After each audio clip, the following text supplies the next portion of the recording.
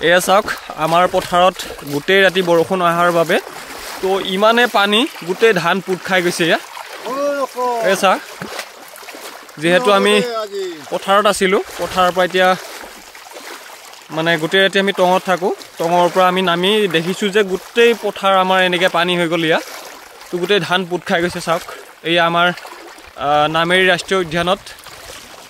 এনেকৈ হৈছে এই চাওক আমাৰ ডেকা ল'ৰা কিমানখিনি পানী পাইছে আমি পেন এনেকৈ উঠাবলগীয়া হৈছে ইমান ওখ মানুহে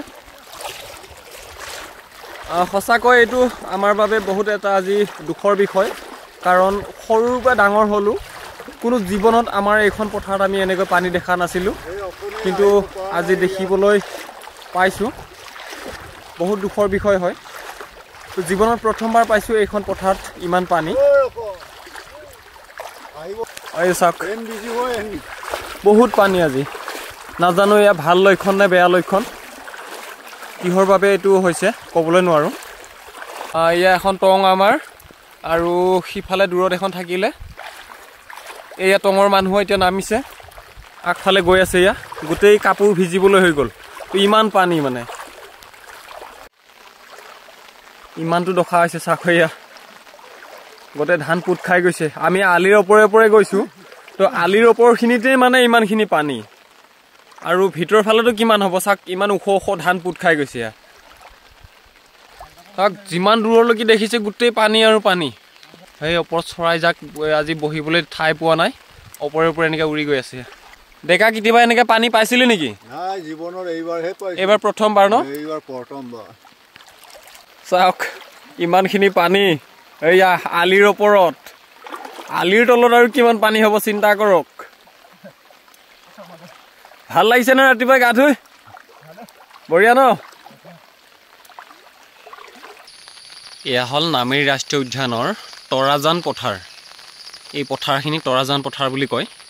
এইটো জীয়া ভৰলীৰ পানী নহয় এইটো বৰষুণৰ পানী কাৰণ ইয়াত জীয়া ভৰলীৰ পানী সোমাব কোনো ফালৰ পৰা সুবিধা নাই সঁচাকৈ আজি ৰাতিপুৱাই বহুত দুখৰ বিষয় তো পথাৰত ইমানখিনি পানী হৈ গৈছে গোটেই ধান প্ৰায় ধান মানে পুত খাই গৈছে আৰু আজিৰ দিনটোৰ বাবে গৰু ছাগলীৰ ৰাখিবলৈ একেবাৰে আমাৰ ইয়াত ঠাই নোহোৱা হৈ গ'ল কাৰণ ইমানেই পানী হৈছে তো আচৰিত ধৰণৰ তো কেতিয়াও আমি এনেকৈ দেখা নাছিলোঁ কিন্তু আজি দেখিবলৈ পাইছোঁ তো আমাৰ ইয়াতে ইমানখিনি পানী হৈছে এই চাওক কুঁৱাৰ ভিতৰৰ পৰা মোৰ নিজে নিজে পানী বাহিৰ হৈ গৈছে এয়া ইমান ডবল পানী হৈ গ'ল আৰু ইফালে এয়া বাহিৰৰ বৰষুণৰ পানী লগতে এইটো কুঁৱা এয়া সঁচাকৈ মই আপোনালোকক আমাৰ পথাৰৰ বিষয়ে দেখুৱাইছিলোঁ কিন্তু এতিয়া মই আপোনালোকক আৰু এটা ঠাই দেখুৱাবলৈ ইচ্ছা কৰিছোঁ তো যিটো ঠাই মানে বহুত ভয়ানক হৈ আছে বৰ্তমান যিহেতু আমাৰ গাঁৱৰ পৰা পালেং গাঁও ফালৰ লৈ যিটো পথ গৈ আছে তো সেইটো পথ একেবাৰে এতিয়া তো বেয়া অৱস্থাত আছে মই মোৰ চেনেলত আপোনালোকক মই কেতিয়াও এনেধৰণৰ ভিডিঅ' দেখুওৱা নাছিলোঁ কিন্তু বাধ্যত পৰি আজি আমাৰ এই ঠাইডোখৰৰ বিষয়ে মই আপোনালোকক দেখুৱাবলৈ ইচ্ছা কৰিছোঁ তো মোৰ পিছফালেতো গোটেই ৰাইজ ৰখি আছে আপোনালোকে দেখিছে তো যিসকল সৰু সৰু ল'ৰা ছোৱালী ৰাতিপুৱাই টিউশ্যনত ওলাইছিলে তো সেইসকল ল'ৰা ছোৱালী এতিয়াও মানে টিউশ্যনত যাবলৈ পৰা নাই তো গোটেইখিনি তেনেকৈ ৰখি গ'ল এইফালে চাওক সৰু সৰু ল'ৰা ছোৱালী গোটেইখিনি টিউশ্যনৰ কাৰণে ওলাইছিলে কিন্তু কোনো ধৰণৰ যাবলৈ পৰা নাই কাৰণ যিহেতু এইটো পথ তো বহুত বেয়াকৈ খহি গৈছে আৰু পথৰ ওপৰেদি চাওক কিমান পানী তো ইফালে কিমান পানী আৰু ইফালে কিমান পানী চাওক এইটো গোটেই বাটবিলাক খহি গৈছে ইয়াত যিসকল ই ৰিক্সা মানে টিউশ্যনলৈ ওলাইছিল কিন্তু পানীৰ বেছি হোৱাৰ কাৰণে যাব পৰা নাই আৰু এয়া সৰু সৰু ল'ৰা ছোৱালী চাওক যিবোৰে মানে ৰাতিপুৱা টিউশ্যনত ওলাইছিল তো টিউশ্যনত যাবলৈ পৰা নাই আৰু আমাৰ গাঁৱৰ ৰাইজ আহি আজি পানী চাবলৈ আহিছে তো বহুত বেছি পানী হৈছে তো আৰু ইফাললৈকে যাব পৰা নাই এতিয়া কাৰণ ভয় আছে বহুত বেছি ভয় আছে দেখিছে আগত আপুনি তো কিমানখিনিতো খহি গৈ আছে এইটো তো পথখিনি আধাখিনি মানে বৰ্তমান গ'ল বুলি ক'লেও ভুল নহয় আৰু তো মাজত গোটেইখিনি খহি গৈছে তো যিটো জেগাত মানে ব্ৰিজ হ'ব লাগিছিলে তো ব্ৰিজ নোহোৱাৰ বাবে আজি এইটো হৈছে যদিহে ইয়াত এটা ব্ৰিজ হ'লে হয় তো ব্ৰিজৰ তলেদি গোটেইখিনি পানী গ'লে হয় যিটো ইয়াতে কালভাৰ্ট আছে তো এই কালভাৰ্ট থকাৰ বাবে মানে আজি পানী পথৰ ওপৰেদি যাবলগীয়া হৈছে গোটেই পথ খহি গৈছে আজি এইখিনি তো কণ যিখিনি ল'ৰা ছোৱালী আছে তো ৰাতিপুৱাই টিউশ্যনলৈকে ওলাই আহিছিল কিন্তু কোনোজন ব্যক্তি আজি মানে টিউশ্যনৰ ফালে যাবলৈ পৰা নাই তো গোটেইখিনি মানুহ আজি তো ইফালৰ মানুহ ইফালে থাকি গ'ল আৰু সিফালৰ মানুহ সিফালে থাকি গ'ল মানে আজি দুখন গাঁৱৰ মানুহ কেতিয়াও আজি একলগ হ'বলৈ তেনেকৈ ইফালেদি এইটো পথেদি আজি সুবিধা নাই তো আজি বহুত দুখৰ বিষয় তো নিজৰ ঠাইৰ বিষয়ে আজি এনেকৈ এটা দেখুৱাবলৈ বাধ্যতা হৈছোঁ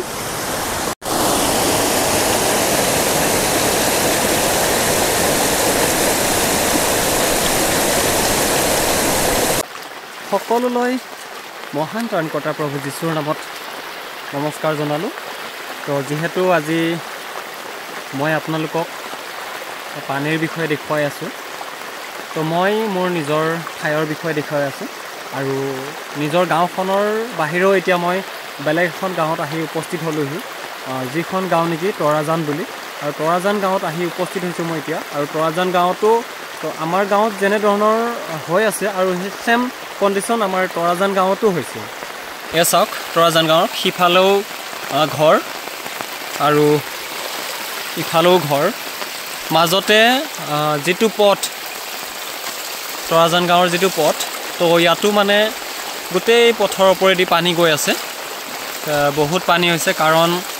যোৱাকালি যিহেতু বহুত ডাঙৰকৈ এটা ভূমিকম্প হৈছিল আৰু সেই ভূমিকম্প হোৱাৰ পিছৰে পৰা আমাৰ ইয়াতে নেৰানেপেৰা গোটেই নিশা বৰষুণ দি আছিল আৰু বৰ্তমানো দি আছে এতিয়া বৰষুণ তো সেই বৰষুণ হোৱাৰ বাবে আজি গোটেই সমাজ বহুত কষ্ট ভুগিবলগীয়া হৈছে কাৰণ দেখিছে কিমান পানী ইয়াত সিফালৰ মানুহ আজি ইফাললৈ অহা অলপ অসুবিধা আছে কাৰণ বহুত বেছি পানী হৈ আছে